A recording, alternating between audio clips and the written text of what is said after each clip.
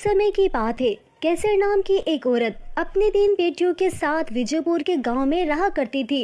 कैसर का पति लोगों की गाड़ियों की सफाई का काम किया करता था और उसके कमाए हुए पैसों से ही कैसर का घर चलता था। उस समय गांव में बहुत गर्मी थी। मोहिन दिन रात धूप में काम करने के कारण बीमार पड़ गया और उसकी मौत वाक़या हो जाती है। कैसर को जैसे ही ये बात पता लगती है, उसकी तो पूरी दुनिया ही उजड़ जाती है। उसे अपनी 3 बेटियों का ख्याल रखना था, इसीलिए वो खुद को संभालती है और 3 बेटियों को संभालने का जिम्मा भी अपने सर ले लेती है। कैसर की 3 बेटियां थी, जिसमें से सबसे बड़ी थी रिया, उससे छोटी थी प्रिया और फिर आंचल। रिया बड़ी होने के साथ साथ समझदार भी थी। वह अपनी माँ का दुख, घर की जिम्मेदारी और बाकी सब चीज़ों को दुख बड़ी ही समझदारी से समझती थी, जबकि दूसरी तरफ प्रिया और आंचल को अपने आप से ही मतलब था। उन्हें फ़र्क नहीं पड़ता था कि उनके घर में क्या परेशानियां हैं। घर का खर्चा चलाने के लिए कैसर लोगों के घरों में काम करना शुरू कर देती है, पर वो इतना सब कुछ करके भी अपनी दोनों बेटियों प्रिया और आंचल को खुश नहीं कर पाती थी, क्योंकि उन दोनों की डिमांड ही कभी पूरी नहीं होती थी। ऐसे ही एक दिन महीने के आखिर में जब कैसर को अपने काम की सैलरी मिलती है, तो वो कुछ राशन और पैसे लेकर अपने घर की तरफ रवाना हो जाती है। घर आते हुए रास्ते में अचानक एक गाड़ी कैसर को टक्कर मार देती है। टक्कर जोरदार नहीं थी, इसीलिए कैसर की जान तो बच जाती है, पर उसे काफ़ी चोटें आती हैं। कुछ लोग कैसर की मरहम पट्टी करा के उसे घर पहुंचा देते हैं। अपनी माँ को इस हालत में देखकर रिया की तो जैसे सांसें ही अटक जाती है और वो अपनी माँ से कहती है, ये क्या हो गया माँ, तुम्हें इतनी ज़्यादा चोटें कैसे आई? ये सब हम लोगों की गलती है, हमारी वजह से ही तुम बाहर जाती हो। ऐसा नहीं है मेरी बच्ची, जो होना होता है वो तो होकर ही रहता है। तभी प्रिया कहती है, माँ तुम भी कमाल करती हो ना, तुम हमारे लिए बर्गर लेकर आई हो और ना ही खाने को कुछ, ऊपर से चोट लगवाकर तुम बिस्तर पर बैठ गई। हाँ प्रिया दीदी बिल्कुल ठीक कह रही है, हमारा बर्गर खाने का कितना मन था, लेकिन नहीं, आपका तो ये ड्रामा शुरू हो गया। तुम दोनों को बिल्कुल शर्म नहीं आती इस तरह की बातें करते हुए? एक तो माँ को इतनी चोट लग गई और तुम्हें अभी भी अपने बर्गर खाने की पड़ी है। माँ आज से घर पे आप रहोगी और हम तीनों कल से शहर पर काम ढूंढने जाएंगे। पर रिया, नहीं माँ, अब और नहीं, आपको मेरी बात मानना ही होगी और तुम दोनों को भी, समझी? अगले दिन रिया प्रिया और आंचल को लेकर जंगल के रास्ते से शहर की तरफ निकल पड़ती है। प्रिया और आंचल को रिया पहले ही से पसंद नहीं थी, लेकिन जो कुछ कल हुआ उसके बाद से तो प्रिया और आंचल रिया से नफरत करने लगी थी। जंगल के रास्ते में प्रिया और आंचल बात कर रहे थे। मुझे तो समझ नहीं आती ये रिया की बच्ची खुद को समझती क्या है? अगर हमसे बड़ी है तो क्या हमें नौकर बनाएगी, हमसे काम करवाएगी? हाँ प्रिया दीदी आप बिल्कुल ठीक कह रही हो, अब हम क्या इस उम्र में काम करेंगे? ये सब काम तो माँ को करने चाहिए, लेकिन ये रिया की बच्ची हमें शहर लेकर जा रही है, मुझे नहीं जाना कहीं काम वाम के लिए। तो चिंता मत कर, हम कहीं नहीं जाएंगे काम के लिए, बल्कि मैं तो कहती हूँ कि बीच जंगल के रास्ते में जंगली जानवर होंगे, हम रिया को उस जंगली जानवर के पास छोड़ देंगे, फिर ये जाने और वो जानवर जाने, इसके बाद हम वहाँ से भागकर घर चले जाएंगे और माँ तो है ही हमें खाना खिलाने वाली। वाह दीदी, आपका आइडिया तो फर्स्ट क्लास है। ऐसे ही बात करते हुए वो दोनों रिया के साथ जाने लगती है।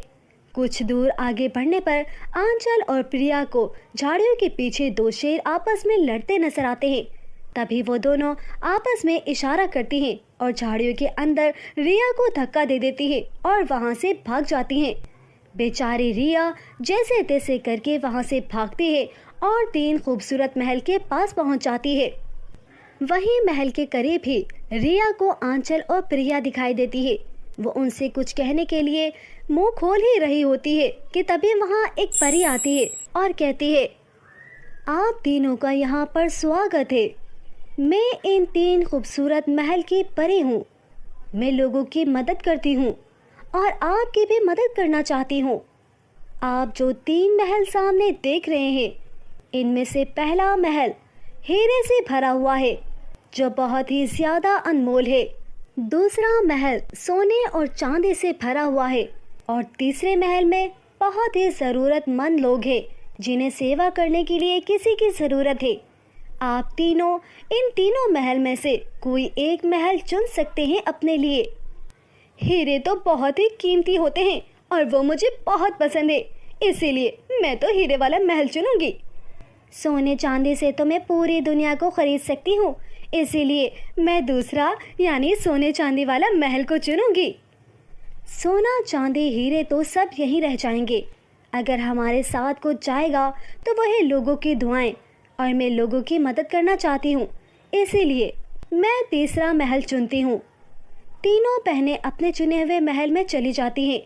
प्रिया को अपने महल में खूब जानवर मिलते हैं जो उसके शरीर को खा जाते हैं। आंचल को अपने महल में बहुत सारी चुड़ैलें मिलती हैं जो उसे अपने जादू से ख़त्म कर देती हैं। और रिया को अपने महल में सोने चांदी और खूब सारी धन दौलत मिलती है। रिया महल की तरफ से मिले हुए हीरे जवाहरात को लेकर वापस बाहर आ जाती है, लेकिन तभी वो देखती है कि उसकी दोनों बहनें वहाँ नहीं है। तभी वो परेशान होकर परी से पूछती है, परी, क्या आप मुझे बता सकती हैं कि मेरी बहनें कहाँ हैं? परी सारी कहानी रिया को बताती है, जिसे सुनकर रिया की आंखों में आंसू आ जाते हैं और वो कहती है, परी प्लीज़ मेरी बहनों को मुझे वापस कर दीजिए। मुझे ये धन दौलत नहीं चाहिए, मुझे मेरी बहनें चाहिए। हाँ, मैं जानती हूँ कि उन्होंने बहुत बड़ी गलती की है, पर उनके लालच ने ही उन्हें इस मुकाम पर पहुँचाया है, लेकिन वो आखिर में मेरी बहनें हैं। प्लीज़ परी, उन्हें बचा लीजिए। पर उन्होंने तुम्हारी जान लेने की कोशिश की, यहाँ तक कि तुम्हारी और तुम्हारी माँ की भी इज्जत नहीं की, दूसरों को बुरा भला कहा, फिर भी तुम उन्हें बचाना चाहती हो। हाँ परी, चाहे वो जैसे भी हो, पर है तो मेरी बहनें। पर अभी नहीं तो बाद में मैं उन्हें अच्छे से समझा दूंगी, उन्हें ईमानदारी के रास्ते पर चलना सिखा दूंगी। तुम सच में बहुत अच्छी हो, तुम्हारा भला हो। तुम्हारी इसी अच्छाई की वजह से ही मैं तुम्हें तुम्हारी बहनें वापस लौटा देती हूँ। ऐसा कहकर परी दोनों महल पर अपनी जादुई छड़ी घुमाती है और प्रिया और आंचल को वापस ले आती है। आंचल और प्रिया को जब रिया की अच्छाई का पता लगता है तो वो रिया से माफ़ी मांगते हैं और उन्हें अपनी गलती का एहसास हो जाता है। ये देखकर परी तीनों बहनों को सोने चांदी के जेवर देती है, जिसे लेकर तीनों बहनें अपनी माँ के पास जाती है और उसकी सेवा करती है और हंसी खुशी अपना जीवन बिताती है। प्यारे साथियों, अगर आपको हमारी कहानी पसंद आई है तो इसे लाइक और शेयर ज़रूर कर दीजिएगा, और अगर आप हमारे चैनल पर नए हैं तो इसे सब्सक्राइब करना बिल्कुल मत भूलिएगा। एक समय की बात है, कविता अपनी छोटी बहन प्रिया और अपने माता पिता के साथ रहा करती थी। कविता के माता पिता लकड़ियों का काम किया करते थे, लेकिन एक दिन किसी एक्सीडेंट के कारण कविता के माता पिता की मौत हो जाती है। इस घटना से दोनों बहनों को बहुत सदमा लगता है, इसलिए कि उनका इस दुनिया में उनके माता पिता के सिवा कोई नहीं है। अपने माता पिता को खोने के बाद दोनों बहुत अकेली हो जाती हैं, लेकिन कविता जानती थी कि वो बड़ी है और उसे अपनी छोटी बहन को संभालना है, इसीलिए वो खुद को संभालती है। कुछ दिन ऐसे ही बीत जाते हैं। पैसों की कमी के कारण घर में खाने को कुछ नहीं होता। कभी कभार तो कविता लोगों से मांगकर अपनी छोटी बहन प्रिया का पेट भर देती और खुद भूखी ही सो जाती। लेकिन अब गांव वालों ने भी खाना देने से साफ मना कर दिया। दीदी, मुझे बहुत भूख लगी है और भूख से मुझे चक्कर भी आ रहे हैं। प्लीज़ दीदी, कुछ खाने को दीजिए ना। बेचारी कविता अपनी छोटी बहन के लिए कुछ भी ना कर सकी। वो उदास हो जाती है कि जब भी प्रिया कहती है, दीदी आपको याद है एक बार आपने मेरी बर्थडे पे पिज़्ज़ा बनाया था और वो हर किसी को खूब पसंद आया था। सबने आपके पिज़्ज़े की कितनी तारीफ़ की थी। हाँ, वो दिन मैं कैसे भूल सकती हूँ प्रिया। उस दिन गांव के सरदार ने भी मेरे पिज़्ज़े की खूब तारीफ़ की थी। हाँ दीदी, इसीलिए मुझे लगता है कि आपको अपनी एक बेकरी खोल लेनी चाहिए। आप सच में बहुत अच्छा पिज़्ज़ा बनाते हो। अगर आप बेकरी खोल लोगे तो हमारी बहुत सी मुश्किल हल हो जाएगी। लेकिन प्रिया, मैं जानती हूँ अब आप पैसों की बात करोगे। देखिए ना दीदी, हमारे पास पैसे नहीं है तो हमारे पास ये घर तो है ना। आप जिम्मेदार को ये घर गिरवी रखवा दो, फिर जब आप बेकरी खोलोगे और उससे जो पैसा आएगा तो उससे हम घर वापस ले लेंगे। बात तो तेरी सही है, छोटी होकर भी तू कितनी समझदारी की बात करती है। Thank you my little sister. इसके बाद कविता जिम्मेदार के घर जाती है और जिम्मेदार को घर के कागजात देते हुए सारी बात बताती है। देखो कविता, मैं तुम्हें अभी ही सारी बात साफ साफ बता देता हूँ। अगर तुमने 1 साल के अंदर अंदर मेरा पैसा मुझे वापस ना दिया तो ये घर मेरे नाम हो जाएगा।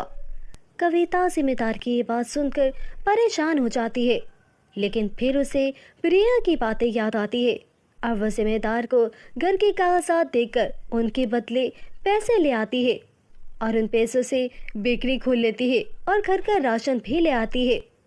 कविता की बेकरी के सामने गांव की एक औरत सवेरा नाम की बेकरी भी थी। गांव में बस यही एक बेकरी थी जिसकी वजह से सब सवेरा से ही सामान लिया करते थे। इसी कारण कविता की बेकरी चल नहीं पा रही थी। ऐसे ही समय बीतता चला गया। एक दिन प्रिया कविता से कहती है, दीदी, मेरी दोस्त का कल जन्मदिन है और मेरे पास कोई भी गिफ्ट नहीं है देने को। अगर आप कोई अच्छा सा पिज़्ज़ा बना दोगी तो मैं पार्टी में ले जाऊंगी, अपनी दोस्त को गिफ्ट दे दूंगी। कविता प्रिया की दोस्त के लिए पिज़्ज़ा बनाने में लग जाती है और वो प्रिया को दे देती है। प्रिया वो पिज़्ज़ा पार्टी में ले जाती है। उसके सभी दोस्तें वो पिज़्ज़ा खाती हैं और इसकी तारीफ किए बगैर रह नहीं पाती। प्रिया, ये पिज़्ज़ा तुमने कहाँ से लिया? ये तो बहुत ही टेस्टी है। हाँ, इसके फ्लेवर भी बहुत अच्छे हैं। प्लीज़ हमें शॉप का एड्रेस तो दो जहाँ से तुमने पिज़्ज़ा लिया है। प्रिया अपने दोस्तों को सब बताती है कि उसकी बहन की बेकरी है और उनको अपनी बेकरी का एड्रेस भी देती है। उस दिन के बाद से कविता की बेकरी पे लोग आना शुरू हो जाते हैं और ऐसे ही सवेरा के कस्टमर्स भी कविता की दुकान पर आने लगते हैं, जिसे देखकर सवेरा को खूब गुस्सा आता है और वो कहती है, बस बहुत हुआ, इस कविता की बच्ची का तो कुछ करना ही पड़ेगा। इसको ऐसा मजा चखाऊंगी कि कस्टमर इसके पिज़्ज़ा पर थूकेंगे। सवेरा ऐसा सोच रही होती है कि उसे एक आइडिया आता है।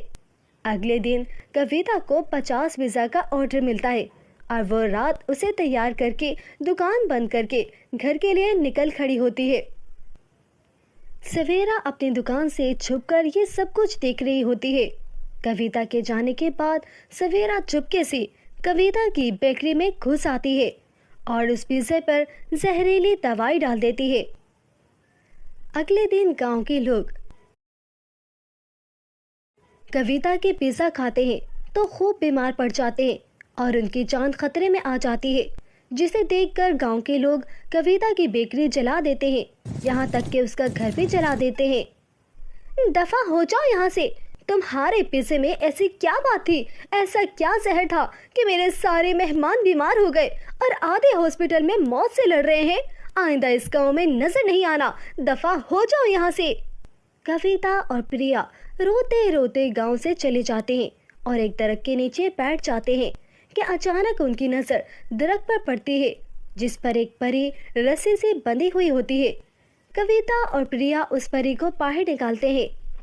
तुम्हारा बहुत बहुत धन्यवाद, तुम लोगों ने मेरी जान बचाई।